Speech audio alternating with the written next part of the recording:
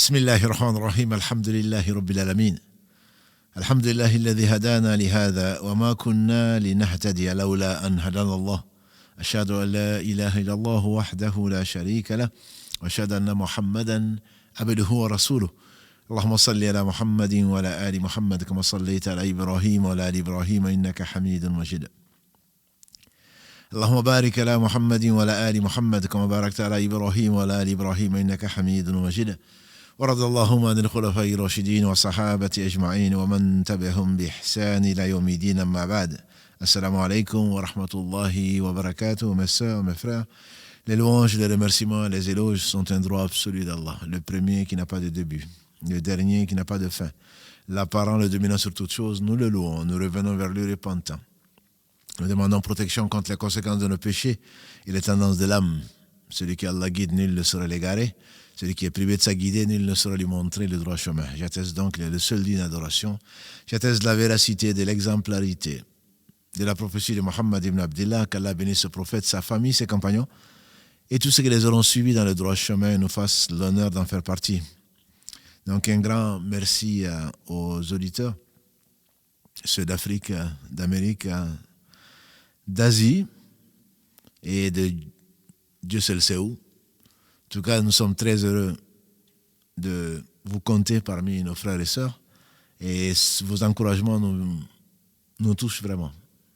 Et donc, le dernier en date, c'est peut-être d'Abidjan, avec cette sœur, et avant ce frère, qu'Allah vous bénisse tous, de Douala, donc du Cameroun. On reçoit tous les jours des encouragements, et ceci nous aide, alhamdulillah, grâce à Allah. On espère vraiment que ceci correspond à ce que Allah aime. Parce que quand Allah aime quelqu'un, il appelle l'ange Gabriel, alayhi salam. Gabriel, j'aime un tel, aime-le. Et Gabriel descend dans les cieux pour dire aux anges qui n'ont pas de volonté propre, Allah aime telle personne, aimez-le. Ensuite, les anges se répartissent sur la terre. Et je ne parle pas de nous aimer, nous. En tout cas, c'est que nous disons, parce que notre but n'est pas tellement de nous faire aimer, sauf par Allah. Notre but, c'est de faire aimer Allah, le Tout-Puissant, celui qui n'a besoin de rien. Donc, il nous a permis de nous réunir dans ce bas monde. On lui demande, on l'implore même de nous réunir au paradis. Et que donc, avec les meilleurs des hommes, dont le prophète sallallahu alayhi wa sallam, le meilleur d'entre eux, ses compagnons, et tous les gens vertueux parmi les anciens, comme parmi ceux qui viendront après nous.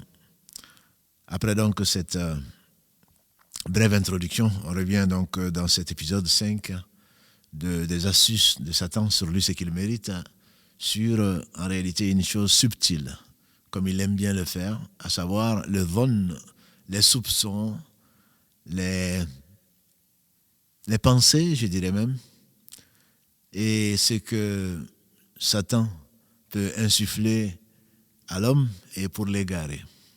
Il s'est juré, comme vous le savez, de nous amener tous en enfer. Et malheureusement pour le genre humain, mais parce qu'Allah est juste, une partie de ce qu'il espère va se réaliser en toute justice. Nous demandons à Allah subhanahu wa ta'ala de nous protéger contre le lapider, l'ennemi du genre humain. Donc aujourd'hui, le thème que j'ai choisi, c'est, je préfère le définir plutôt que de rester sur soupçon et sur d'autres termes comme ça, plutôt l'expliquer. Le dhann en arabe, ça dépend du contexte, c'est la pensée en fait. Inni dhanant, je pense que, contrairement à je crois que. En arabe, quand on dit a'taqid, c'est-à-dire je suis certain, je pense. Quand on dit je crois, ce n'est pas je crois en Allah, en ses anges, en ses livres, en ses prophètes, au jour du jugement dernier, au destin, on pense que je crois. Un tel est là, oui, je crois. Non, ce n'est pas du tout ça. A'taqid, c'est la croyance, c'est la certitude. Par contre, inni dhanant, je pense que, et dans le fiqh, c'est le fait de penser un peu plus que le doute. Le doute, c'est 50-50. On est dans la prière, on ne sait pas si on a fait 2 rakas, on est dans la 2e ou dans la 3e. Quelques secondes, rapidement, on essaie de voir, j'ai un shak, c'est-à-dire j'ai un doute, et donc c'est 50-50. Le dhann, je pense que je suis dans la 3e, parce que je suis pas sûr, mais je suis presque sûr. C'est-à-dire que j'ai plus que 50% de certitude. Et c'est ce qu'on appelle en arabe le dhann. Mais il faut revenir bien sûr au Coran. Quand Allah subhanahu wa ta'ala parle du dhann dans le Coran, ça peut vouloir dire plutôt la mécréance, carrément. Et comme d'ailleurs, quand il parle du shak, le shak, qui veut dire donc le doute, peut également prendre le sens de la mécréance. Or, comme on le sait, Satan, sur lui, ce qu'il mérite, ce qu'il cherche avant toute chose, c'est d'égarer les gens. Et la chose qui est la plus chère, c'est le shirk. C'est l'association à Allah subhanahu wa ta'ala. Et bien entendu, ceci ne peut venir que du dhann, du soupçon, de la conjecture surtout. C'est l'une des traductions, la conjecture. Et Allah dit subhanahu wa ta'ala dans la sourate Al-Hujurat, sourate 49, Allah dit dans le verset 10, Ya ayyuhalladhina amanu ijtanibu kathiran min adh-dhann, inna ba'da adh-dhanni ithm.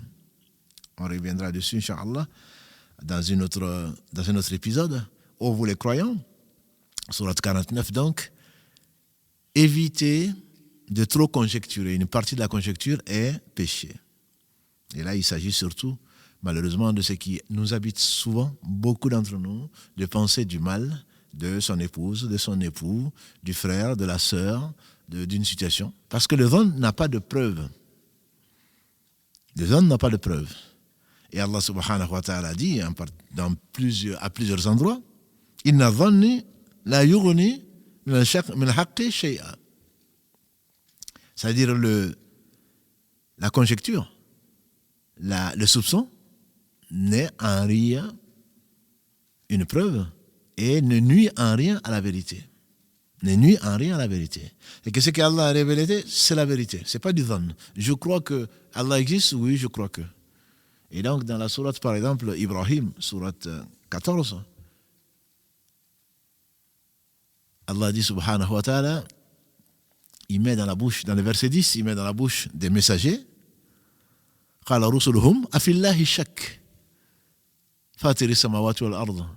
Les prophètes leur disent, les prophètes qui ont été envoyés, qu'Allah les bénisse tous, disent à leurs contemporains,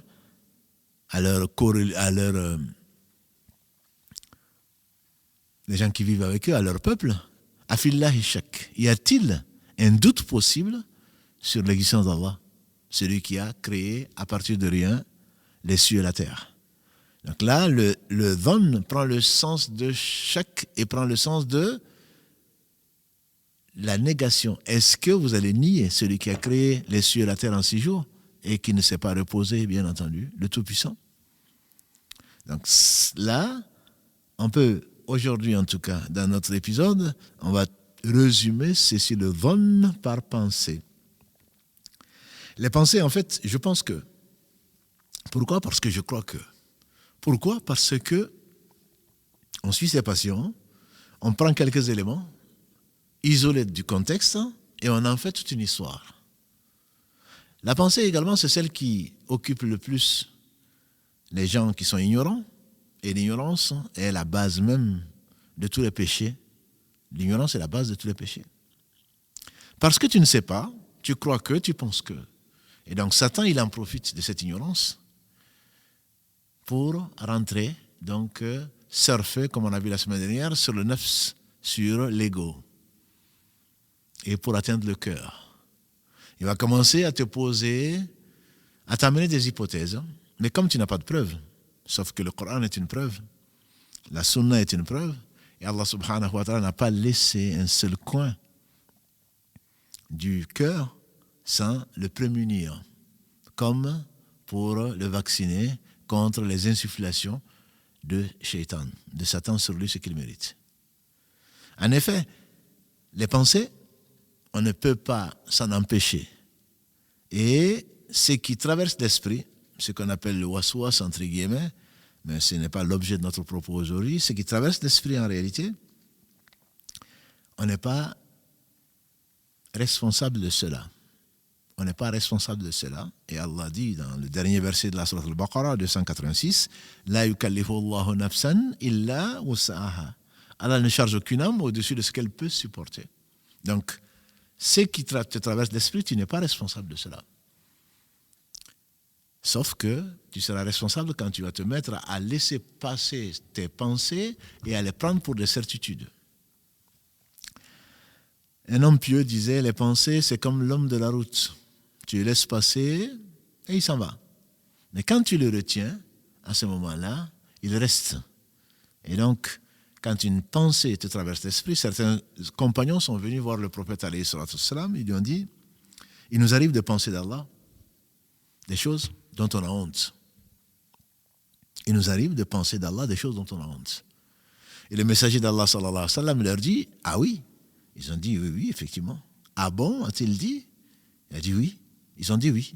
Mais vraiment, aurait-il dit, à peu près, pour varier? Ils ont dit oui. Il a dit alors, ça c'est la preuve, ou les indices de la foi. Parce que quand il y a la foi, Satan, bien sûr, ne va pas occuper une maison qui est délabrée. Il va essayer d'occuper un cœur que Allah a purifié et qui cherche à se purifier. Et donc, Satan vient, il te pose, comme l'a dit le prophète sallam, Satan vient à l'un d'entre vous, il dit qui a créé ceci, tu dis c'est Allah. Qui a créé cela, tu dis Allah. Qui a créé cela, tu dis Allah, il finit par te dire et qui a créé Allah.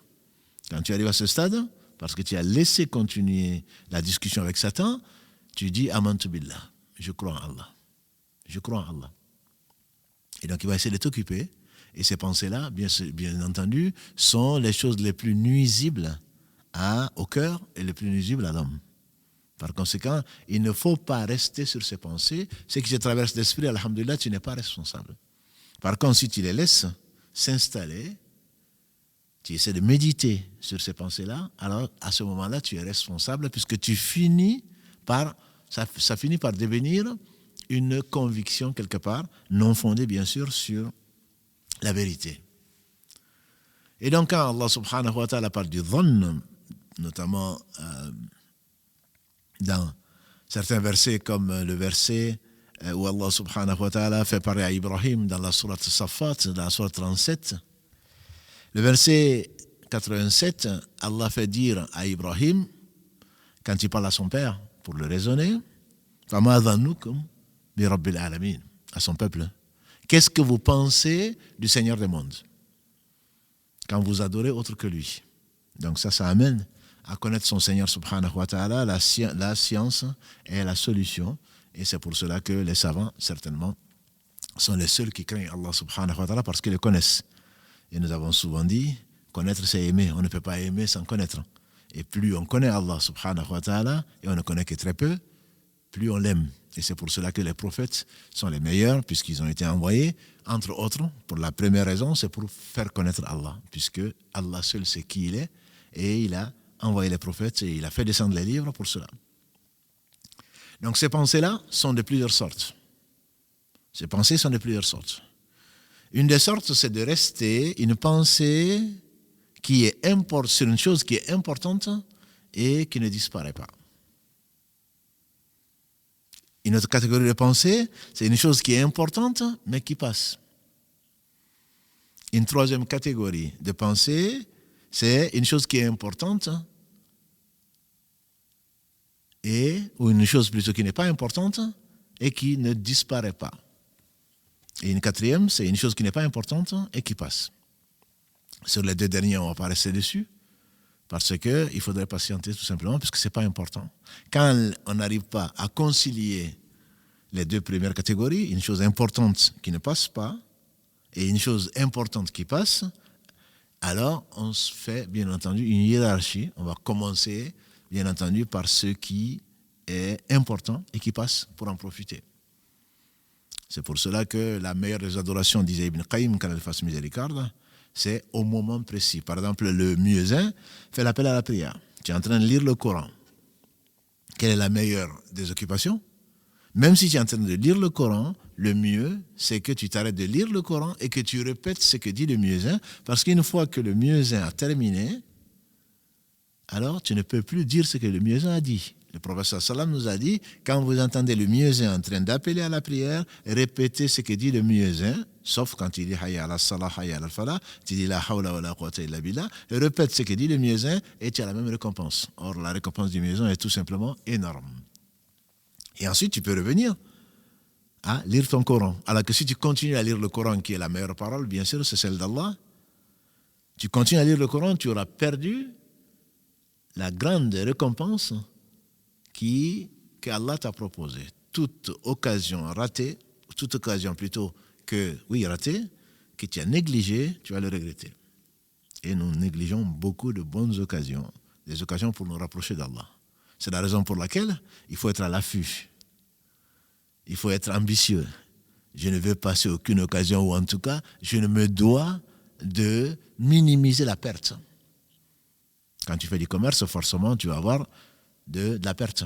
Allah dit dans la sourate Al-Tawbah 9, verset 111, Inna Allah ashtara min al-mu'minina anfusahum wa amwalahum bi anna lahumul jannah. Allah a acheté aux croyants leurs personnes et leurs biens en récompense du paradis. Et quel beau commerce. Abu Bakr en a pleuré. Celui qui t'a créé, celui qui t'a donné, et ensuite il te le reprend et il te récompense par le paradis. Donc, ce qui est important et qui passe, c'est le temps. L'imam Shafi'i, qu'Allah lui fasse miséricorde, dans ce que l'on trouve dans Péché et guérison de l'imam Ibn Qayyim, l'imam Shafi'i, il a dit, on lui fait dire en tout cas, j'ai fréquenté les mystiques. Je n'ai pas retenu grand-chose, sauf deux. J'ai fréquenté les mystiques, je n'en ai pas retenu grand-chose, sauf deux choses. C'est que le temps est une épée. Soit tu en profites, soit il te coupe. Soit tu l'utilises pour le bien, soit il te coupe. Et la deuxième chose, c'est que l'âme, si tu ne l'occupes pas par la vérité, il va t'occuper par le faux. Voilà deux choses qui sont des vérités générales que chacun d'entre nous, sur lesquelles chacun d'entre nous doit méditer. فَمَا ظَنُّكُمْ بِرَبِّ الْعَالَمِينَ dit Ibrahim alayhi salam à son peuple, qu'est-ce que vous pensez, quelle est votre pensée sur le Seigneur des mondes? Et donc lui, la science la plus importante, bien sûr, c'est la science qui parle du plus important. Le plus important, c'est Allah. Important également est l'au-delà. Ce sont des choses qui sont importantes et qui perdurent. Allah n'a pas de début, il n'a pas de fin. L'au-delà aura un début, mais il n'a pas de fin. Donc des choses qui perdurent, comme le jardin, le paradis, l'enfer et le reste. Et donc il y a des pensées positives qui sont le fait de s'occuper de ce qui va te rapprocher du plus important. Le plus important, c'est ce qui, bien entendu, c'est Allah. Et ce qu'il a proposé ensuite dans l'au-delà. Une pensée positive, c'est le fait de t'occuper de quelque chose qui t'éloigne de ce qui est reprouvé, de ce qui est craint. Je parle de l'enfer. Ce sont des choses qui sont importantes. Et Ibn Qayyim, qu'Allah lui fasse miséricorde, il dit que ce sur quoi on doit se concentrer, c'est bien entendu les versets d'Allah subhanahu wa ta'ala. Les lire, les comprendre si possible, méditer et les mettre en pratique. Un homme pieux disait, le Coran a été révélé pour être mis en pratique. Certains ont fait de la lecture, de sa lecture, une pratique. Ils se sont contentés de la pratiquer. C'est-à-dire qu'ils l'ont lu, aurait dit le poète, mort, il aurait dit, ils le lisent avec des yeux de mort. Le Coran a été révélé, ces versets ont été révélés pour les comprendre. Dans un arabe clair, traduit aujourd'hui dans toutes les langues, en tout cas dans les sens. Et je conseille à mes sœurs, à mes frères, francophones en particulier, d'accompagner leur lecture par la méditation. Et la méditation ne peut se faire qu'en en comprenant le sens. Bien entendu, Allah seul sait. Nous ne savons pas, nous connaissons quelques-uns des sens, mais nous pouvons, c'est pour cela qu'on n'appelle pas une traduction du Coran. On appelle des sens des versets. Quelques sens des versets. Et Allah seul sait, bien entendu, sa parole, sa signification. Nous approchons plutôt de ce que Allah a voulu expliquer dans son livre ou par la voix du prophète sallallahu alayhi wa sallam. Et donc, le fait d'avoir comme pensée de se concentrer sur les versets, sur leur sens, de contempler les autres signes dans ce que Allah a créé, celui qui a tout créé sans besoin, fait partie également des choses qui sont utiles. Quant à choses qui passent, qui sont éphémères et qui ne sont pas importantes parce que Allah n'aura pas donné de l'importance, il ne faut pas rester dessus. Et quand Ibrahim alayhi salam, dans le verset donc 87 de la sourate 37, quand il dit qu'est-ce que vous pensez du Seigneur des mondes? Les savants amènent ça dans un contexte. Ce n'est pas de la philosophie. Ils amènent ça dans un contexte parce qu'ils ont compris. Ça dit que quelle est votre mauvaise opinion d'Allah pour lui associer quelque chose. Le prophète alayhi salam nous a dit qu'aucun d'entre vous ne meurt qu'en ayant une bonne opinion d'Allah. Qu'aucun d'entre vous ne meurt qu'en ayant une bonne opinion, la meilleure opinion d'Allah plutôt. Et donc certains ont compris que non, quand je vais mourir, je vais prendre, quel que soit ce que j'ai fait, je vais essayer de penser du bien d'Allah, qu'Allah va me pardonner, etc., etc. Mais qu'est-ce qu'il dit Allah? Inna rahmatallahi qaribun min al-muhsinin. La miséricorde d'Allah est proche des bienfaisants. Des bienfaisants. Il n'est pas proche des pervers. La miséricorde d'Allah n'est pas proche des gens qui le renient, qui pensent du mal de lui. Donc la bonne opinion d'Allah est nécessaire et elle passe par la connaissance d'Allah. Quand Ibrahim alayhi salam, le père des monothéistes, quand il dit à son peuple, qu'est-ce que vous pensez du Seigneur des mondes? C'est-à-dire, est-ce que vous le connaissez? Si vous le connaissiez, certainement, vous n'aurez jamais pu lui associer quoi que ce soit. Pourquoi? Parce que connaître Allah, on ne peut connaître Allah que par Allah. Il est le seul à savoir qui il est. Il a envoyé les messagers, alayhim salatu wassalam, pour nous apprendre la première chose d'Ibn Qayyim. Le premier devoir, la première fonction des messagers, c'est faire connaître Allah. Allah se fait connaître pour être adoré. Je n'ai créé les djinns et les hommes qu'afin qu'ils m'adorent. Et les savants expliquent qu'afin qu'ils me connaissent. Et donc la première mission de tous les prophètes et ensuite les héritiers des prophètes, c'est de faire connaître Allah. Sa perfection. Au travers de quoi? Au travers de ce qu'il a révélé. De ses noms et attributs. Tu ne peux pas connaître Allah sans connaître ses attributs. Et les noms qu'il a révélés, subhanahu wa ta'ala, tous parfaits, les plus beaux que l'on puisse imaginer, les attributs tous parfaits, ont été révélés pour que tu le connaisses, donc pour que tu l'aimes. Tu ne peux pas connaître Allah qu'au travers de ce qu'il a révélé. J'aime Dieu, donc j'imagine, je pense que non, il n'y a pas de je pense dedans. La science, comme le dit Ibn Qayyim, c'est Qala Allah, Qala Rasulullah, Qala as-Sahaba. Allah a dit, son messager a dit, et les compagnons ils ont dit. Donc tu ne peux pas te faire l'économie, même si tu es analphabète. Le meilleur des hommes ne savait ni lire ni écrire. Allah lui a enseigné ce qu'il a voulu. Le premier verset qui a été révélé, comme on le sait, c'est les 5 premiers versets de la sourate 96, Al-Alaq. Allah dit Iqra bismi rabbika alladhi khalaq, khalaqal insana min alaq, Iqra wa rabbuka al-akram alladhi allama bil qalam, allama al-insana ma lam ya'lam. Lis au nom de ton Seigneur qui a créé l'homme à partir d'une adhérence. Lis parce que ton Seigneur, il est le plus généreux. Il a enseigné à l'homme ce qu'il ne savait pas. Et Allah dit dans la sourate 16, verset 118, dans la sourate Nahl, les abeilles, verset 118, Wallahu akhrajakum min butuni ummahatikum la ta'lamuna shay'a wa ja'ala lakum as-sam'a wal basara wal fu'ad, comme il le dit subhanahu wa ta'ala, qalilan ma tashkurun. C'est Allah qui vous a créé, qui a fait sortir des ventres de vos mères, alors que vous ne saviez rien. Et ensuite il vous a donc doté de lui, de la vue et du cœur, afin peut-être que vous serez reconnaissant. 16, verset 118. Cette science d'Allah est basée donc sur la révélation. Si tu connaissais Allah, si tu savais qu'il est celui qui se passe de tout, Al-Fardu Samad. C'est celui qui est l'absolu. Al-Hayyu al-Qayyum, le vivant qui ne meurt pas. Al-Qayyum, celui qui est subsistant par lui-même. Et dont tout a besoin pour exister. Ne parlons pas de subsister. Non seulement on a besoin d'Allah pour exister, puisque Wallahu khaliqu kulli shay. C'est Allah qui a tout créé. Wa huwa bi kulli shay'in wakil. C'est lui qui se charge de toutes choses. On ne peut pas se passer d'Allah le temps d'un clin d'œil. Si tu savais que ce Seigneur, il est omnipotent. Et Allah dit, subhanahu wa ta'ala, dans la sourate Az-Zumar, sourate 39, verset 67, il dit wa ma qadrullah haqqa qadri. On n'a pas vraiment donné à Allah sa vraie valeur. Wal ardu jami'an qabdatuhu yawm al-qiyamah was samawati matwiyatun bi yaminihi subhanahu wa ta'ala amma yushrikun. Ils n'ont pas donné à Allah sa vraie valeur.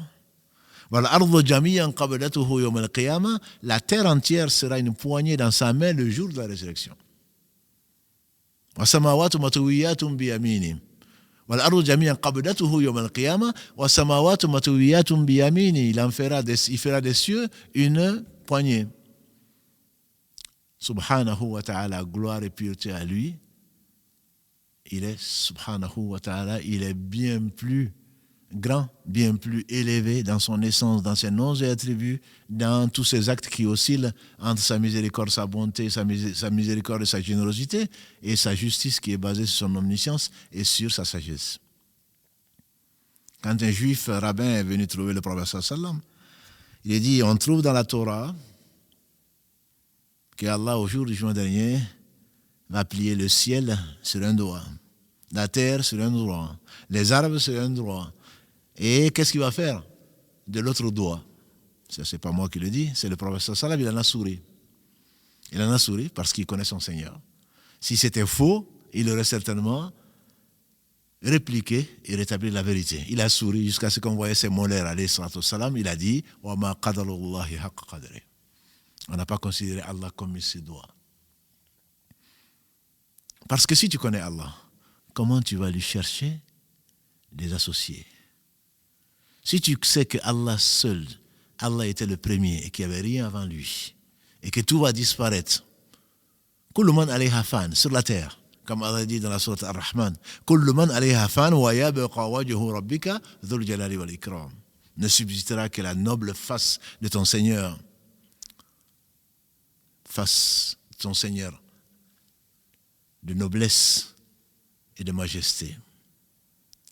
Et donc, si tu connais Allah, si tu sais que Allah c'est lui qui a tout créé, tu sais que Allah est le riche. Ya ayyuhan nasu antumul fuqara ila Allah. Wallahu huwal ghaniyyul hamid. Allah dit dans la sourate Fatir, 35 verset 15, oh vous les gens, vous êtes des indigents. Vous êtes tous des pauvres. Allah, il est Al-Ghani, celui qui se passe de tout, le riche. Al-Hamid, le seul digne de louange. Si tu le sais, certainement tu ne vas pas chercher à te rapprocher de lui en passant par des idoles, qui soient humains ou qui soient des djinns, ou qui soient des cheikhs, ou qui soient des hommes, ou qui soient quoi que ce soit. Allah dit dans la sourate 39, dans le verset 3, les Quraysh, et comme d'autres polythéistes d'ailleurs, savent que Allah seul mérite l'adoration. Mais qu'est-ce qu'ils disent? Ils savent que Allah seul a créé les cieux et la terre. Allah est le seul créateur. Allah dit dans la sourate 39, entre autres, Wala in sa'altahum man khalaqa samawati wal ard la yaquluna Allah. Si tu leur demandes à ces polythéistes qui a créé les cieux et la terre, ils vont jamais te dire ce sont les idoles. Ils vont dire c'est Allah. Donc ils connaissaient Allah, mais dans le sens de la seigneurie. La seigneurie voulant dire que c'est Allah qui a tout créé. C'est Allah qui pourvoit tout besoin, et c'est Allah qui administre tout. C'est ce qu'on appelle le tawhid rububiyyah. L'unicité d'Allah subhanahu wa ta'ala dans la seigneurie. Il est le seul seigneur, ça veut dire que c'est lui qui a tout créé. Il n'y a pas de créateur. C'est lui qui pourvoit à tous les besoins, quels qu'ils soient, apparents comme cachés.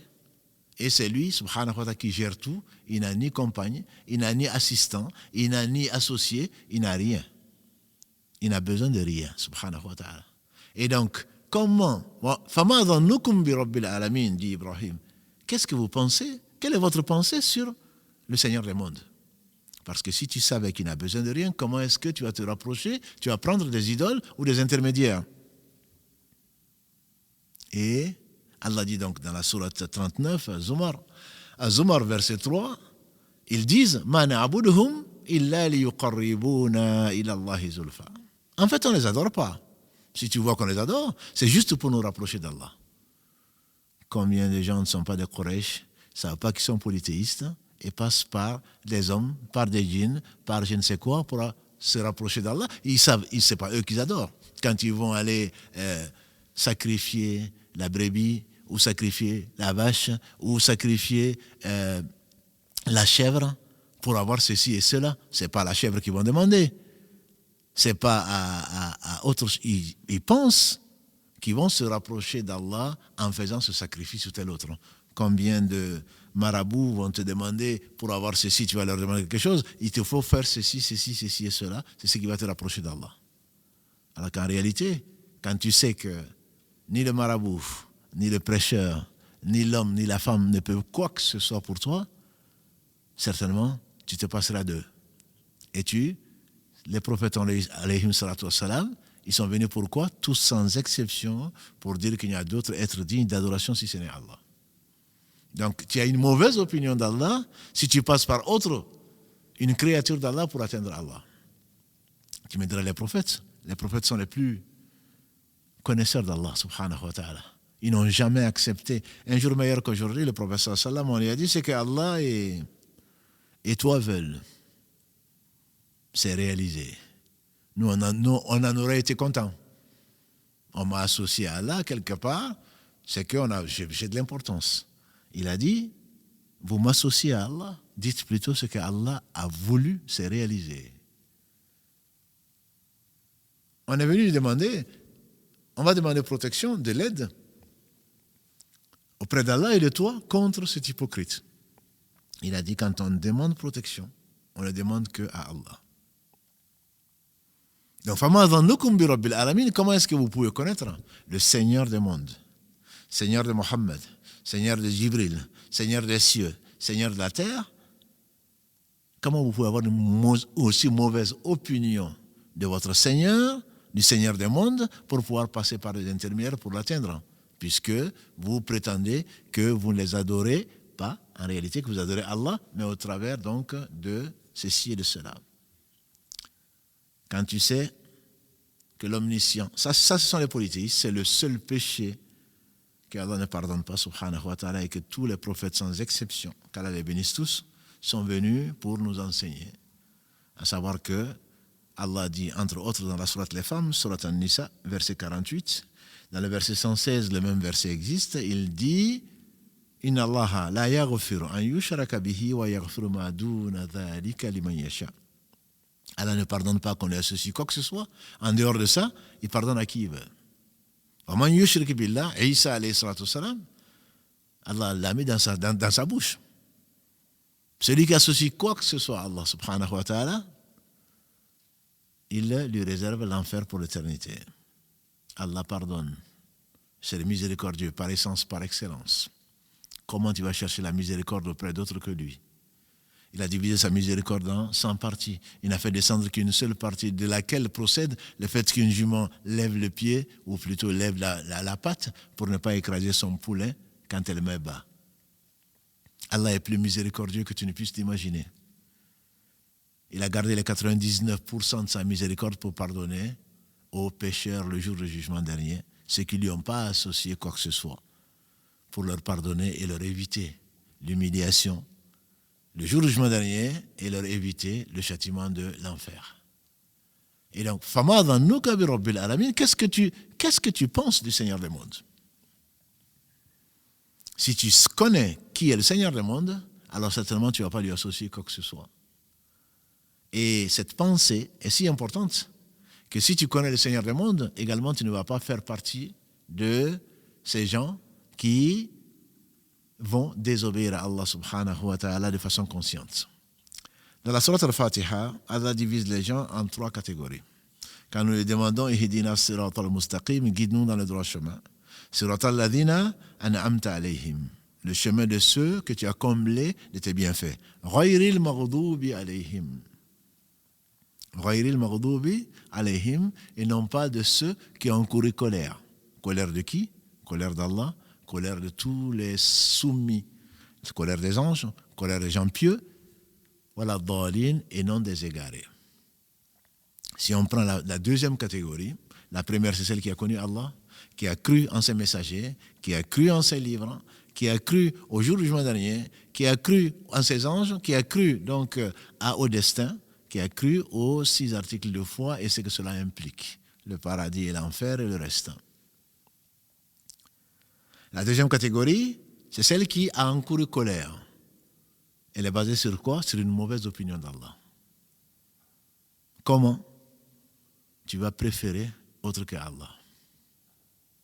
Et ils connaissent Allah, ils ont reçu le livre, ils ont lu le livre, et ils l'ont mis de côté, ils ont fait l'économie de la compréhension et de la mise en pratique. Wal asr, innal insana lafi khusrin illa alladhina amanu wa amilus salihat. Allah dit dans cette sourate que nous connaissons pratiquement tous, par le temps, Allah jure par le temps, l'homme est en perdition. Il n'est pas seulement perdu, mais il est en perdition continue. Sauf les croyants. Il a alladhina amanu. La croyance ne suffit pas. L'homme est perdu sauf les croyants. Tous les croyants sont perdus sauf ceux qui font des œuvres pieuses. Et parmi ces œuvres pieuses, ceux qui n'ordonnent pas le bien, n'interdisent pas le mal, watawasaw bil haqqi, qui s'enjoignent la vérité et assument. Watawasaw bis sabr, et donc qui vont patienter par rapport aux épreuves qu'ils vont nécessairement subir. Donc connaître sans appliquer, ça fait encourir la colère d'Allah subhanahu wa ta'ala. Et la colère des gens qui savent maudire.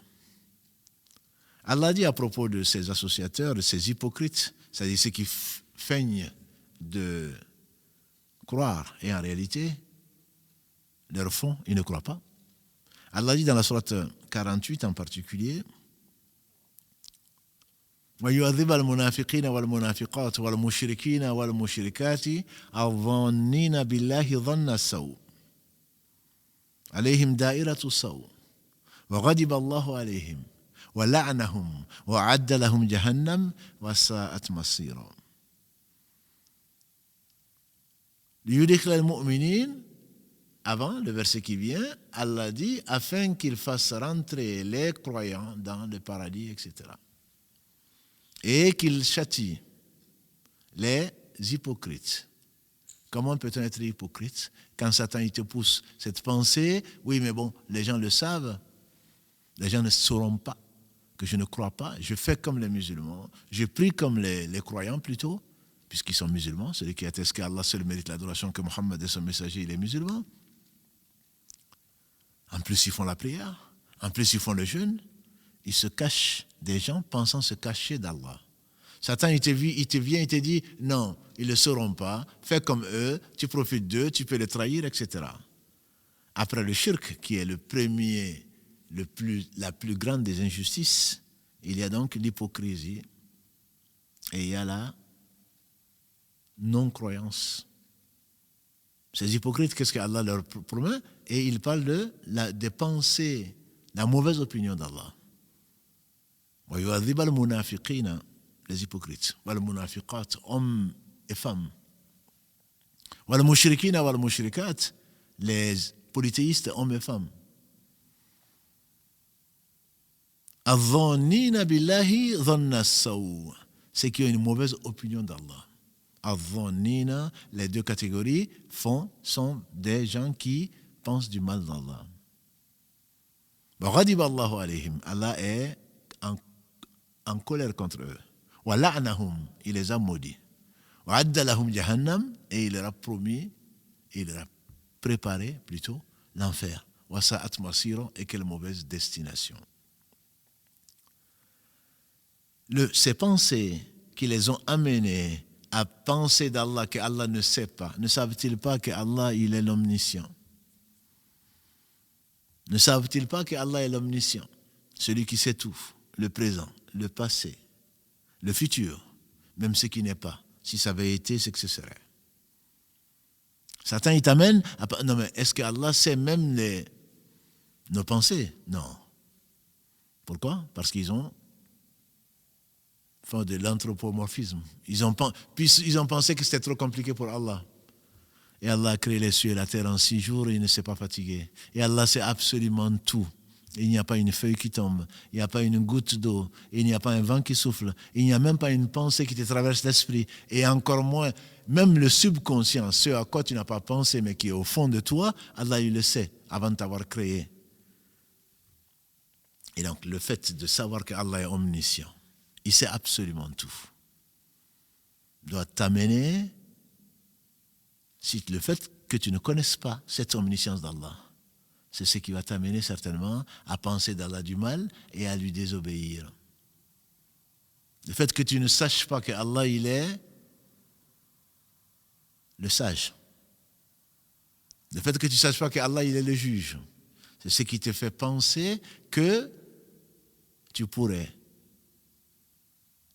être bien récompensé, alors que les gens qui ont passé matin, midi et soir grâce à Allah, obéir à Allah, avoir la même récompense qu'eux. Tu as fait de l'injustice à toi-même d'abord. Tu n'as pas le donné le droit d'Allah de l'obéir, de lui obéir, de faire la prière, de faire le jeûne, de dire du bien, d'inciter au bien, d'interdire le mal, etc., etc. Et toi, tu veux avoir la même récompense que quelqu'un qui, grâce à Allah, l'a craint, l'a aimé et a souhaité sa rencontre. Ce serait de l'injustice. Et Allah est exempt. Allah, il est le juste. Il est exempt de toute injustice. C'est pour cela qu'il a créé la mort et la vie. Comment tu peux imaginer que celui qui sait tout, celui qui est juste, comment tu peux imaginer qu'il ne tranche pas tous les différends comme il a promis? C'est ce qui a amené également les gens, même parmi les musulmans, comme l'a dit le prophète sallallahu alayhi wa sallam, la communauté juive s'est divisée en 71 parties. Une seule ira au paradis. Celle qui a suivi bien sûr Moïse, alayhi salam. La communauté chrétienne va se diviser, ou Nasara va se diviser en 112 parties, c'est divisé plutôt, en 112 parties, 71 en enfer, qu'Allah nous en préserve. Une seule va être sauvée, va aller au paradis, celle qui a suivi Jésus, alayhi salam. Ma communauté, a-t-il dit, va se diviser en 113 parties, 72 en enfer. Une seule va être sauvée. On lui dit, laquelle? Il dit, ceux qui seront sur ce sur quoi moi je suis moi aujourd'hui, moi et mes compagnons, qu'Allah les bénisse. Il nous fasse l'honneur de faire partie de ce groupe qui sera sauvé. Pourquoi? Parce qu'ils ont suivi, autant que faire se peut, ce que Allah leur a ordonné au travers des prophètes, notamment Moïse et Jésus, alayhi salam, ils ont obéi à Allah. Toi qui nous désobéis à Allah, as-tu suivi les prophètes? Les prophètes ont été les plus aimés et l'une de leurs fonctions, parmi les 3 fonctions, on dit la première, c'est faire connaître Allah. La deuxième fonction, c'est de faire connaître ce que Allah aime et ce qu'il déteste. Et la troisième fonction, c'est que Allah a promis, sa promesse est vraie, que ceux qui ont fait ce qu'il aime et sont écartés de ce qu'il déteste, il leur a promis sa miséricorde et il leur fera rentrer dans le paradis pour l'éternité. Qu'Allah nous compte parmi ceux-là. Il a également promis, et sa promesse est vraie, il a menacé, et sa menace est imminente sur les gens qui lui ont désobéi, à moins qu'il les fasse revenir vers lui, subhanahu wa ta'ala, repentant et qu'il accepte le repentir. Il a menacé ceux qui lui ont désobéi de sa colère, comme on a vu, ceux qui pensent du mal de lui, qui ne le connaissent pas, de sa colère, de la malédiction et de l'enfer qu'Allah nous en préserve. Par conséquent, le fait de ne pas savoir qu'Allah est juste a amené un certain nombre de gens à désobéir à Allah. C'est ceux qui sont maghdubi alayhim, ceux qui savent, qui prétendent croire et qui en réalité ne connaissent pas leur Seigneur, qui ont une mauvaise opinion de leur Seigneur, des pensées qui sont le contraire de la vérité, et donc ils vont se retrouver surpris au jour du jugement dernier, puisqu'ils ont encouru la colère d'Allah subhanahu wa ta'ala que personne ne peut supporter. La troisième catégorie des hommes, c'est les égarés. Les égarés qu'Allah nous en préserve, prennent un chemin autre que celui des prophètes, alayhim salatu wassalam. Ils sont égarés parce qu'ils n'ont pas connu leur Seigneur. C'est exactement pareil, toujours une mauvaise opinion d'Allah. S'ils ont connu leur Seigneur, s'ils savent que c'est lui le seul créateur, comment est-ce qu'ils vont penser, dire, affirmer ce que le prophète sallallahu n'a jamais dit, ni ses compagnons, ni les héritiers, en train de dire qu'il y a Allah crée le bien et pas le mal. Il y aurait deux créateurs pour eux. Ou alors, que Allah punit et on n'a pas de libre arbitre, hein, comme dans le destin.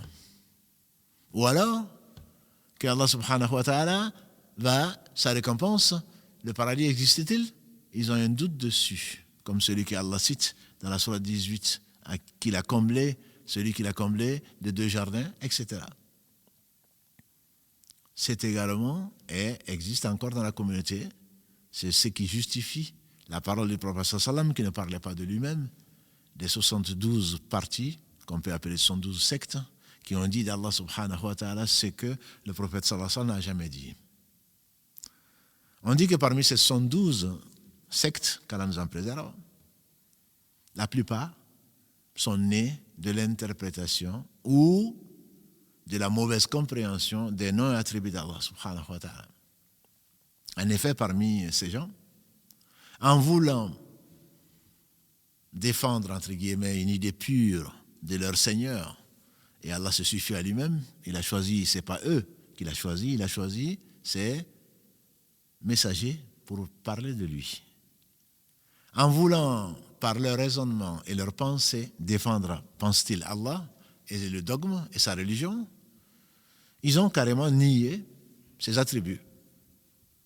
Ce sont les Jahmites, comme si on peut le traduire comme ça. C'est un groupe d'égarés qui ne croient pas aux attributs d'Allah subhanahu wa ta'ala. Et à l'heure et des sous-sectes, entre guillemets, qui vont limiter les attributs d'Allah subhanahu wa ta'ala à 21 attributs, alors que pour chaque nom d'Allah subhanahu wa ta'ala, qui sont bien plus que 99, pour chaque nom d'Allah subhanahu wa ta'ala correspond au moins un attribut. Au moins un attribut, et pour tous les attributs, il n'y a pas forcément un nom. Pour chaque nom correspond un attribut. Quand Allah dit il est Ar-Rahman, ça correspond à l'attribut de Rahma. Quand il dit qu'il est Alim, ça correspond à l'attribut de Al-Ilm. Quand il dit qu'il est Al-Aziz, ça correspond à l'attribut de Izza. Donc chaque nom implique nécessairement un attribut. Mais quand il est Dhul Quwwatil Matin, celui qui détient la force inébranlable, on ne va pas tirer d'un attribut un nom. Quand Allah dit qu'il aime, c'est un attribut. C'est le prophète sallam qui nous l'a dit. Quand Allah dit qu'il se met en colère, c'est un attribut. Mais on ne va pas dire que Allah est coléreux ou Allah est amoureux. Non. Quand tu dis à un enfant Zayd ou Amadou, il va te dire non, je m'appelle plutôt Ousmane. Et comment tu vas appeler Allah par un nom qui n'est pas le sien, qui ne s'est pas donné subhanahu wa ta'ala, alors qu'il est le nom le plus beau. Donc il y a ces gens qui ont voulu protéger de leur tête, qui ont inventé des choses pour protéger, paraît-il, les autres. Alors qu'eux-mêmes, ils sont noyés, ils sont en train d'attirer vers la noyade les gens qui les suivent parce qu'ils n'ont pas de preuves. Le prophète sallam dit qu'Allah se met en colère, bien sûr, laysa kamithlihi shay. Un verset que l'on connaît dans la sourate Shura 42, la consultation, verset 11. Allah dit laysa kamithlihi shay. Rien ne lui ressemble. Wa huwa as-sami' al-basir. Il a rajouté dans le même verset, il est pourtant as-sami', l'audient, al-basir, celui qui voit parfaitement. Il aurait pu s'arrêter, subhanahu wa ta'ala, à laysa kamithlihi shay. Rien ne lui ressemble. Et pourtant, il dit wa huwa as-sami' al-basir. Il affirme pour lui ce qu'il affirme, ce que son prophète alayhi salam a affirmé pour lui, et qu'il est le parfaitement audient, le parfaitement voyant. Le voyant est celui qui voit parfaitement, al-basir. Eux, ils ont nié, Allah n'aurait pas d'attribut. Pourquoi? Parce que si on dit qu'il a un attribut, il ressemblerait à ses créatures. Hasha lillah. Laysa kamithlihi shay, c'est là la base. La base, c'est la sourate 42, verset 11. Laysa kamithlihi shay. Donc, ces compagnons de l'égarement, ils ont fait ce que les Arabes appellent le ta'til, c'est-à-dire ils ont nié les attributs d'Allah, que ce soit 50%, que ce soit 100%, que ce soit un seul. Quand Allah affirme dans le Coran ou la Sunna quelque chose, on ne peut pas le nier. Ou alors on connaîtrait peut-être Allah plus que lui-même, ou plus que son prophète sallallahu alayhi wa sallam. Ça, c'est le ta'til. Et il y a le tahrif. Comme des gens avant nous, ils prennent le mot sorti du contexte et ils l'interprètent autrement. Si Allah a dit ça, c'est parce qu'il a voulu dire ça. Tu n'es pas prophète si tu n'as pas de révélation, si ce n'est une révélation satanique. Justement, Satan te fait penser que tu es intelligent et te dit si Allah a dit ça, ça doit vouloir dire ça, tu n'as absolument aucune preuve. Donc tu déformes, tu modifies, tu trahis le sens et tu dis d'Allah ce que tu ne sais pas. Les savants sont unanimes pour dire, mes frères et sœurs, et malheureusement Google ne nous aide pas dessus, les savants sont unanimes pour dire que celui qui interprète un verset du Coran de sa tête, Satan t'amène cette compréhension. Tu n'as pas de preuve. Même si l'explication que tu donnes, ensuite tu vas le retrouver dans un hadith, tu as quand même commis un péché. Parce que tu as parlé d'Allah, et c'est l'un des plus grands péchés, tu as parlé d'Allah sans science. C'est l'un des péchés les plus graves. Allah est le seul à savoir qui il est. Il a révélé ce qu'il a révélé, on ne peut parler de lui que par révélation. Et la révélation s'est arrêtée. Et Allah l'a conservée. Par conséquent, on se doit de rester au niveau de la révélation et on n'a pas le droit d'interpréter de sa tête. Donc le ta'atil, c'est nier. Le tahrif, c'est le fait de modifier, d'interpréter faussement. Il y a le tashbih, qui est le fait de faire ressembler Allah à ses créatures, qui va bien entendu à l'encontre de tous les versets, à l'encontre même de la raison humaine. Allah subhanahu wa ta'ala dit dans le verset 11 de la sourate 42, Laysa kamithlihi shay. Tout ce à quoi tu penses, ce n'est pas Allah. Si le paradis, comme l'a dit le prophète sallam, c'est ce qu'aucun œil n'a vu, aucun n'aurait entendu parler, même dont l'imagination n'est passée dans l'esprit de personne, comment est-ce que celui qui a créé le paradis, qui se passe de tout, comment tu peux toi l'imaginer? Tu ne peux pas imaginer le paradis qui a été pourtant créé. Comment tu vas imaginer le Créateur? Donc le fait de penser que quand tu dis que Allah aime, que tu dis tu as fait ressembler Allah à ses créatures, ça veut tout simplement dire que c'est toi qui l'as fait ressembler, puisque moi je sais que rien ne lui ressemble.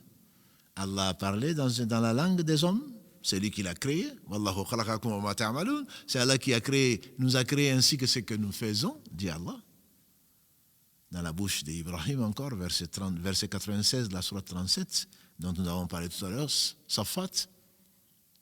Et donc comment tu peux me dire que je fais ressembler à Allah ses créatures? Non. Le prophète sallallahu alayhi wa sallam, qui connaissait le mieux son Seigneur, ne l'a jamais fait. Et pourtant, il a affirmé à Allah ce que Allah subhanahu wa ta'ala a affirmé pour lui-même. Et Satan vient te poser des questions, et tu vas tomber dans une secte. Comment Allah a fait ceci? Ce qu'on appelle le takif. Nous croyons que Allah subhanahu wa ta'ala a créé, c'est l'omniscient, c'est l'omnipotent, c'est le généreux, c'est le miséricordieux, etc. Mais comment Allah fait miséricorde? Comment Allah s'est élevé au-dessus de son trône? Comment Allah, voilà des questions que Satan t'amène, comme l'a dit le prophète sallam, il va même t'amener l'idée, la pensée que qui a créé Allah? Et tu dis, je crois en Allah. On dit qu'un jour meilleur qu'aujourd'hui, un homme est venu trouver l'imam Malik, qu'Allah lui fasse miséricorde, ainsi qu'à tous nos savants, et qui lui a dit, un verset de la sourate Taha que nous connaissons, je pense, Ar-Rahmanu al-Arsh istawa. Allah révèle ce qu'il a révélé dans son livre, la sourate Taha 20. Il dit Ar-Rahmanu al-Arsh istawa. Le miséricordieux par excellence s'est élevé au-dessus de son trône. Il lit ça, il va voir l'imam Malik, ou certains disent que c'est plutôt son enseignant, peu importe, et qui lui dit comment est-ce que Allah subhanahu wa ta'ala s'élève au-dessus de son trône. On dit que l'imam, à qui Allah nous a gardé une bonne opinion, que les anciens et les nouveaux respectent, comme on doit respecter tous les savants, on dit qu'il a baissé la tête, qu'il s'est mis à suer, au point qu'on voyait de grosses gouttes de sueur tomber. Comment est-ce qu'on peut poser une question comme ça? Ar-Rahman al-Arsh istawa. Comment Allah a fait ça? On lui fait dire que l'istiwa, ma'loum, le fait de s'élever est connu. La façon est inconnue. Puisque rien ne ressemble à Allah subhanahu wa ta'ala. Tu ne peux pas imaginer. Ajouter foi à ce verset est une obligation. Et poser une question de ce genre est une bid'a, c'est une innovation. Alors, faites-moi sortir dans une version, faites-moi sortir cet innovateur. Faites-moi sortir cet innovateur. Et donc, ce Seigneur subhanahu wa ta'ala, lui seul sait comment il fait les choses. On ne se pose même pas la question. Et si ces pensées occupent ton esprit, je ne dis pas que ça te traverse l'esprit, occupe et s'installe, sache que ça vient de Satan, et Satan veut t'amener avec lui en enfer qu'Allah nous en préserve. Nous avons dit pas de ta'til, de fait de nier, pas de tahrif, de modifier parce que c'est pour que les gens ne se perdent pas. Toi, tu es déjà perdu. C'est la troisième catégorie des gens. Maghdubi alayhim. Et dalin, les gens qui sont égarés. Pas de tashbih, pas de faire ressembler Allah à ses créatures, pas de takif, le comment. Le comment existe, bien sûr, mais Allah seul le sait. Il n'a pas révélé par sa sagesse. Il n'a pas révélé à l'homme et il n'a besoin de rien. Et pas de tahfidh, le dernier, c'est les 5 tas. Pas de tahfidh, c'est quoi? Allah a dit ceci, mais en langue arabe ça veut dire cela, mais Allah, on ne sait pas ce que ça veut dire dans le Coran. Allah aurait, subhanahu wa ta'ala, envoyé sa parole incréée dans une langue arabe claire et il aurait parlé du chinois. On ne sait pas ce que ça veut dire. Ta'ala Allah yan dhalika ulwan kabira. Ta'ala Allah yan dhalika ulwan kabira. Allah, il est bien au-dessus de ce que l'on lui attribue. Comment peut-on imaginer des futilités de la part du Seigneur des mondes, subhanahu wa ta'ala? Et donc, quand on ne connaît pas, on apprend et on reste surtout dans la position du prophète Mohammed sallallahu alayhi wa sallam et ses compagnons afin que Allah subhanahu wa ta'ala nous sauve et nous fasse partie par miséricorde de ceux qu'il a agréés parmi les prophètes, les gens véridiques, les martyrs témoins et les gens de bien, comme il est dit dans la sourate An-Nisa, verset 69. Celui qui obéit au messager, à Allah et au messager, voilà ce que Allah a comblé, c'est la première catégorie, les gens de bien. Voilà ce que Allah a comblé de ses bienfaits parmi les prophètes, les gens véridiques, très véridiques, les martyrs témoins et parmi les gens de bien, quelle belle compagnie. Donc la connaissance, la science dans l'islam vient avant la pratique. Beaucoup de musulmans sont peu pratiquants. On entend aujourd'hui, moi je suis un musulman non pratiquant. Ce sont des choses que peut-être que les anciens n'auraient même pas imaginées. Musulmans non pratiquants. Et parmi les pratiquants, Allah seul sait quel Dieu ils adorent. Subhanahu wa ta'ala. Allah dit à son prophète sallallahu alayhi wa sallam dans la sourate qui porte son nom, dans la sourate Muhammad, sourate 47, verset 19, Fa'alam, sache, ô Muhammad, annahu la ilaha illa Allah. Wastaghfir li dhanbik wa lil mu'minin. Sache, ô Muhammad, qu'il n'y a d'autre être digne d'adoration si ce n'est Allah. Et demande pardon pour tes écarts ou pour tes erreurs, ainsi que pour les croyants. Les savants disent, c'est d'ailleurs une des têtes de chapitre de l'imam al-Bukhari ou d'autres, la science précède les actes. Il faut savoir quel Dieu tu adores avant de l'adorer. Parce que tout le monde adore. Soit tu adores tes passions, soit tu adores Allah, soit tu adores Shaitan. Tout le monde adore. On entend souvent ce discours que nous connaissons tous. Ah, ça j'adore. C'est que je l'aime tellement. Mais qu'est-ce que tu aimes? Est-ce que c'est vraiment Allah? Ou est-ce que ce sont tes passions? Ou un Dieu que tu as inventé? Ou c'est l'argent? ou c'est la célébrité, ou c'est le pouvoir, ou c'est autre chose. Oui, tu adores. Tu es capable de t'humilier devant ça. Tu es capable de vendre le monde et ce qu'il contient qui ne t'appartient pas pour arriver à ton but. Mais certainement, il y a parmi les gens qui ont pris des égaux à Allah et qui les aiment comme ils aiment Allah. Quant aux croyants, ils aiment plus Allah. Subhanahu wa ta'ala. Donc avant d'adorer Allah, il faut savoir qui il est. Et encore une fois, on n'aura pas d'excuses. On n'aura pas d'excuses pour dire moi je ne savais ni lire ni écrire. Mes frères et sœurs, grâce à Allah subhanahu wa ta'ala, je ne connais pas de langue où il n'y a pas de savants dans l'islam, entre les groupes de WhatsApp, dans n'importe quel dialecte, je ne dis même pas de langue reconnue, dans n'importe quel dialecte. Il y a des savants, des dizaines, des centaines de cours, je dirais presque, par jour qui sont enregistrés et que les gens se partagent. Et pourtant, malgré cela, on préfère aller chercher des choses qui sont futiles alors qu'il y a des choses qui sont importantes et qui sont non périssables. Et par conséquent, c'est sur cela qu'il faut que les pensées restent. C'est sur la méditation, sur la création d'Allah subhanahu wa ta'ala, sur ces versets incréés qu'il faut rester, sur sa miséricorde, sur son pardon infini, comme l'est sa miséricorde, sur la réalité et la dureté du châtiment qui atteint les injustes. Ce sont ces choses-là qui doivent préoccuper les pensées et pas rester en train de spéculer sur des choses sur lesquelles tu n'as pas de preuves et tu n'en auras pas. Parce que s'il y en avait, ça se saurait. Parmi les soupçons, parmi les conjectures, pourquoi les gens n'ont pas cru aux messagers malgré les miracles, malgré ce qu'Allah leur a donné les uns aux autres? La plupart des gens n'ont pas cru. Pourquoi? Parce qu'ils pensent que les parents sont bien guidés, qu'Allah fasse miséricorde à nos parents s'ils sont morts musulmans et qu'il les guide s'ils ne le sont pas encore et qu'ils sont vivants. Mais ce n'est pas une preuve, ce n'est pas parce que mon père faisait ceci, ma mère faisait cela, que c'est vrai. Et s'ils étaient égarés, comme Allah le dit souvent? Et si vos parents étaient dans l'erreur? Et si vos pères et mères étaient dans l'erreur? S'ils l'ont fait, c'est que c'est vrai. Non. S'il l'a dit, c'est que c'est vrai, ça c'est Allah. S'il l'a dit, c'est que c'est vrai, c'est le prophète sallallahu alayhi wa sallam. On fait dire à Ibn Abbas qu'Allah l'agrée, et dans une version, on le fait dire à l'imam Malik, on prend de tout le monde, on laisse de tout le monde, sauf de celui qui habite cette tombe.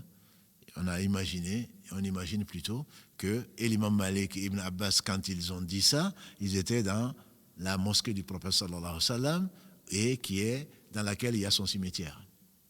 On prend de tout le monde, on laisse de tout le monde, d'un live comme d'un cours, comme à l'université ou ailleurs, quelle que soit la personne, on prend de tout le monde, on laisse de tout le monde, sauf du messager d'Allah sallallahu alayhi wa sallam, qui est en train de prier comme tous les prophètes dans sa tombe. Prendre parce que c'est mon père, donc c'est vrai, parce que c'est mon cheikh, donc c'est vrai, parce que c'est mon ami, donc c'est vrai. S'il détient le vrai, certainement. On fait dire à Ali ibn Abi Talib, il y a 6 vertus. Il y a 6 vertus. 6 vertus, celui qui les a connues a eu un grand bien. J'ai connu Allah et je lui ai obéi. J'ai connu Satan et je l'ai fui. J'ai connu l'au-delà et je me suis efforcé de travailler pour cela. J'ai connu ce bas monde et je l'ai négligé. J'ai connu la vérité, je l'ai suivie. J'ai connu l'erreur et je l'ai écartée. Voilà 6 choses qui doivent être le net motif de tout un chacun, celui en tout cas qui croit en Allah, et au jour du jugement dernier, ou plutôt celui à qui Allah veut du bien. Parmi les vannes, parmi les conjectures, parmi les pensées qui traversent certains, c'est pouvoir plutôt penser, faire du bien en matière de religion, ce que le prophète sallam aurait négligé de faire, ce qu'on appelle les innovations. Mieux que moi disait, mieux vaut faire un péché, même un grand péché, plutôt que l'innovation, qui est le pire des péchés, l'un des pires des péchés plutôt, parce que l'innovateur fait des choses pensant bien faire, alors que celui qui fait des péchés, qu'il en est conscient, pense qu'il sait qu'il fait des péchés et il y a une chance pour qu'il revienne du péché parce qu'il sait que c'est interdit. Alors que l'innovateur, je ne parle pas des innovations, je parle de l'innovateur en matière d'adoration. Bien sûr que le live des ordinateurs, les casques que je vois sur la tête de Karim, ce sont des innovations. Du temps du prophète sallam, on n'avait pas ces baskets ou ces vêtements, ceci et cela, ces voitures, bien entendu. Ce sont des innovations techniques, on ne parle pas de cela. Quand les savants, quand le prophète sallam parlait d'innovation, il parlait d'innovation religieuse. Le hadith est très connu, celui de notre mère Aïcha, celui qui apporte à notre religion ce qui n'en fait pas partie, cette chose est à rejeter à notre religion, à notre affaire celle-là, c'est-à-dire à notre religion. Parce que de deux choses l'une, on fait encore dire à l'imam Malik, de deux choses l'une. Quand tu apportes à la religion, quel que soit le prétexte, la bonne intention ne suffit pas dans l'islam. La bonne intention ne suffit pas, quel que soit le prétexte. Et Allah seul sait l'intention qui t'anime. Et les actes ne valent que par l'intention, mais à condition que l'acte soit bon. Et l'acte n'est bon que si elle suit la sunna du prophète sallallahu alayhi wa sallam. Et rien d'autre. Je vais faire du bien. Allah sait que je suis sincère. Si tu es vraiment sincère, c'est une des conditions d'acceptation des œuvres. Et tu es vraiment sincère, tu ne peux pas ne pas suivre celui qui a amené la parole d'Allah subhanahu wa ta'ala. Et donc Allah dit subhanahu wa ta'ala dans la sourate Ali Imran, sourate 3, verset 31, dis-leur ya Muhammad, قُلْ إِن كُنْتُمْ تُحِبُّونَ اللَّهَ فَاتَّبِعُونِي يُحْبِبُكُمُ اللَّهُ وَيَغْفِرْ لَكُمْ ذُنُوبَكُمْ وَاللَّهُ غَفُورٌ رَحِيمٌ. Dis-leur ya Muhammad, si vous prétendez aimer Allah, suivez-moi. Allah vous aimera et vous pardonnera vos péchés. Ça veut dire quoi? Ça veut dire que Allah n'accepte pas une œuvre, et c'est l'unanimité des savants qui l'affirment. Allah n'accepte une œuvre qu'à deux conditions. Une œuvre d'un musulman qu'à deux conditions. La sincérité, que lui seul sait, et le fait de suivre le prophète sallallahu alayhi wa sallam. Si tu fais une œuvre pour te rapprocher d'Allah, qui n'a pas été instituée par le prophète sallallahu alayhi wa sallam, certainement tu t'es pris pour un prophète alors. Auquel cas tu es sorti d'islam, puisque il n'y a pas de prophète après Muhammad sallallahu alayhi wa sallam. Ou alors, tu crois que Muhammad sallallahu alayhi wa sallam a caché des choses et que toi tu vas donner à sa communauté, comme on entend malheureusement des gens le dire, et les gens surtout le croient. Ça n'a pas été fait, mais notre cheikh, il reçoit de la révélation. J'ai dit oui, c'est vrai, c'est de la révélation satanique. Y a-t-il une révélation venant d'Allah après la mort de Muhammad sallallahu alayhi wa sallam? Celui qui le pense n'est plus musulman. C'est même pas un ignorant. Il n'est pas musulman. Et l'excommunication, dans ce cas, ne pose aucun problème. Autant je mets en garde tout un chacun de faire sortir les gens de l'islam, autant celui qui pense qu'il y a une révélation après la mort du prophète sallallahu alayhi wa sallam, à part une révélation satanique, qui est une révélation divine, certainement sort de l'islam. Cela fait partie, bien entendu, des choses connues de tout un chacun. Alors celui qui amène dans cette religion une pratique, quelle qu'elle soit, quel que soit le motif ou le prétexte plutôt, cette pratique est à rejeter et la personne risque de mourir dans cet état, et pire encore, comme le dit un cheikh, il va mourir et son péché ne va pas mourir, parce que les gens vont le suivre, les gens vont l'imiter, et le prophète sallallahu alayhi wa sallam nous a mis en garde, celui qui amène, qui revivifie une sunna, c'est comme ça qu'on l'explique, celui qui amène une bonne sunna, qui revivifie une chose qui a été négligée par les gens, alors que ça fait partie de la sunna de Muhammad sallallahu alayhi wa sallam, les gens l'ont oublié, celui qui revivifie une sunna, il aura sa récompense, et la récompense de tous les gens qui l'auront imité dans le bien. Quant à celui qui apporte une innovation, et il a dit toute innovation est également, et tout également, dans une version, est dans l'enfer. celui qui apporte à notre religion, c'est qu'il n'en fait pas partie, prétextant qu'il est plus intelligent que qui? Il serait plus intelligent que le prophète sallallahu alayhi wa sallam. La gravité, elle est là. Ton Satan, il te dit non, c'est une bonne chose. Si le prophète sallallahu alayhi wa sallam était là, il aurait été content. Ah ouais? Qui peut te l'affirmer? Et si Allah n'est pas satisfait de ce que tu as fait, c'est un voyage sans retour. C'est un voyage vers le paradis ou vers l'enfer. On t'entraîne, on te dit non, ce monde a évolué, il est moderne. Je ne dis pas le contraire. Je suis le premier à l'affirmer. Nous le vivons tous. Mais en matière de religion, Allah aurait-il ignoré que ce monde aurait évolué, puisque c'est lui qui l'a créé, et ce que nous faisons, c'est lui qui l'a créé, aurait-il ignoré que ce monde allait évoluer au point qu'il aurait négligé d'envoyer un prophète? Il a envoyé des livres, qu'il a clôturés par un livre, qui est le Coran, qu'il a conservé. La ya'tihi al-batilu min bayni yadayhi wa la min khalfihi. Dans la sourate Fussilat 41, verset 42, Allah dit ce livre, rien ne viendra le contredire. Le faux ne l'atteint ni de devant, ni de derrière. Alors, certainement, il aurait ignoré, subhanahu wa ta'ala, amma yushrikoun. Il aurait ignoré que le monde a évolué et qu'en matière d'adoration, lui aurait besoin de quoi que ce soit. Qu'on l'adore d'une façon qui n'est pas agréée, que le prophète aurait oublié peut-être d'apporter. Hasha lillah. Allah est trop parfait, trop élevé pour avoir un fils, trop élevé pour qu'on lui attribue ce qu'on lui attribue, il n'a besoin de rien. Tout a besoin de lui. Tout lui reviendra, subhanahu wa ta'ala.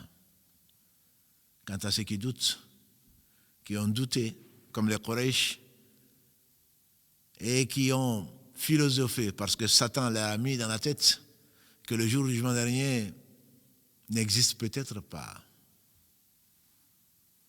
Aïda mitna wa kunna turaba, quand on va mourir et devenir de poussière. Et Allah t'a créé à partir de quoi? De ce que tu sais. Et Allah a tout créé sans besoin. Quand il veut qu'une chose soit, il suffit qu'il dise soit, elle est. Tu as vu qu'il a fait sortir le mort du vivant. Tu as vu qu'il a fait sortir ce qui n'existait pas, le mort du vivant. Le vivant, tu l'as vu mourir. Et tu crois qu'il n'est pas capable de redonner la vie? Tu as vu la terre morte? Comment est-ce que Allah subhanahu wa ta'ala a fait revivre? Par l'eau ou par la pluie ou par autre chose? Et donc ce Seigneur subhanahu wa ta'ala est celui qui est capable, et c'est pour cela. Tu doutes de sa sagesse? Il aurait-il créé tout ceci pour rien? Penserez-vous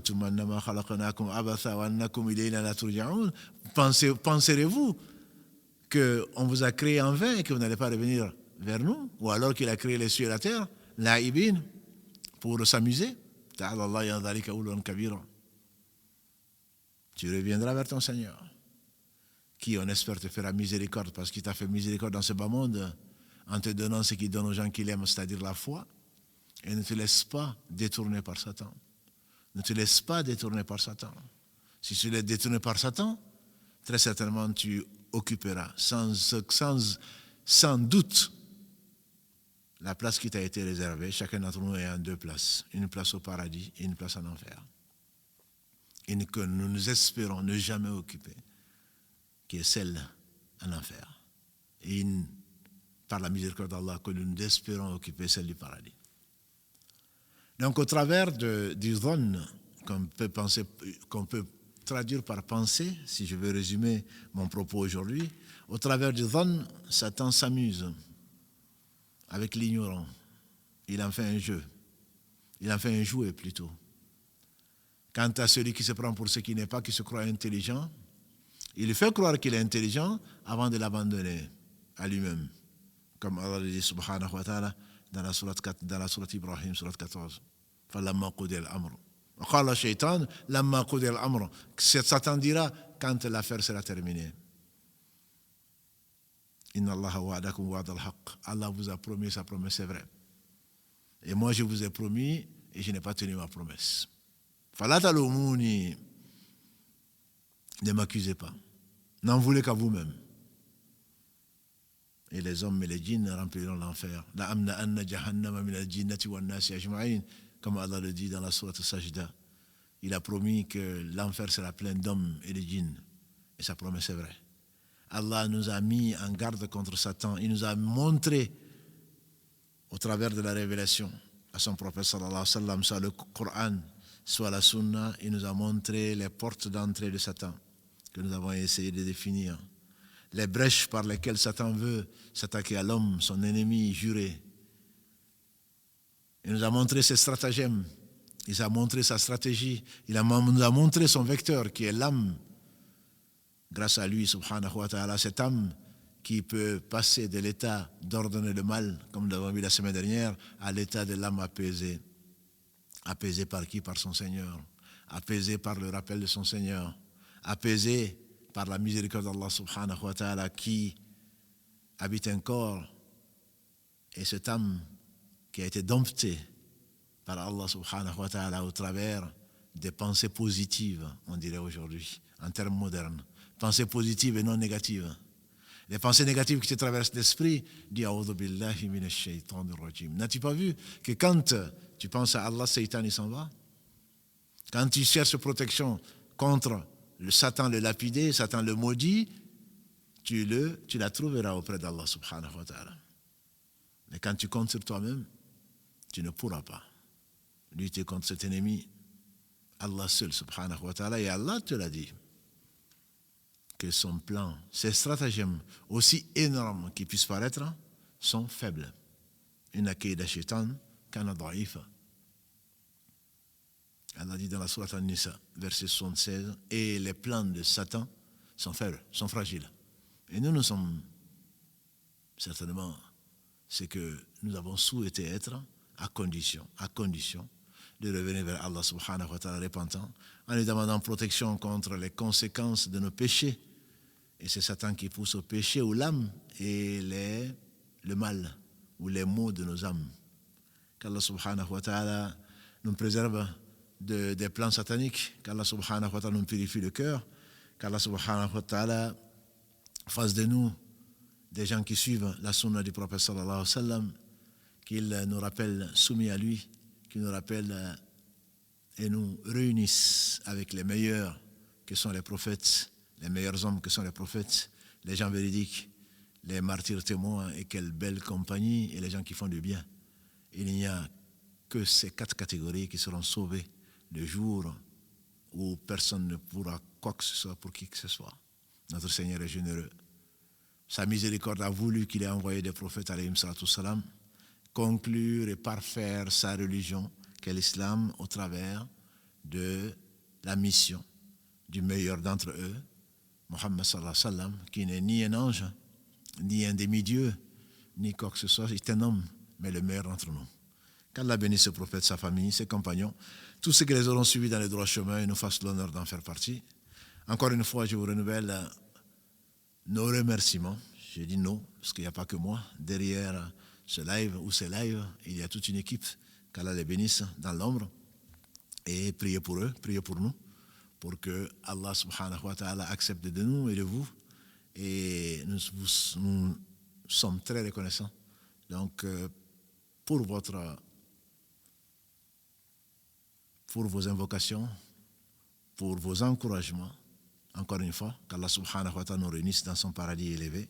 Subhanak Allahumma wa bihamdika, ashhadu an la ilaha illa anta, astaghfiruka wa atubu ilayk. Subhana rabbika rabbil izzati amma yasifun, wa salamun ala al-mursalin, walhamdulillahi rabbil alamin.